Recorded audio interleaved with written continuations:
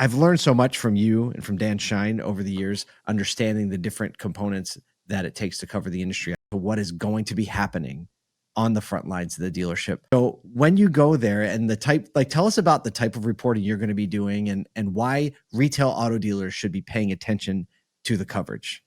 Yeah, I mean, Mr. Sioka is right, and it's good of you to take his advice, right? I mean, automotive news is absolutely essential. I think anybody at any stage in an automotive career needs to be reading automotive news, and whether you're a beginning engineer or accountant at a supplier or an automaker, or you're a honestly, even I think a service tech, any salesperson should know more about what's going on in the industry than what their boss is telling them they need to do for Yeah, their I would job say immediately. anybody that has an aspiration to continue to grow in the industry. We'll put it there. Right. And then, but beyond that, it's not just enough to know everything happening in your industry. You need more of that outside context. There's only so much about the global economy or financial markets or even, the Federal Reserve that automotive news can get into. But, Mhm. somebody like the Wall Street Journal with teams around the globe, really, top experts covering, finance and economics,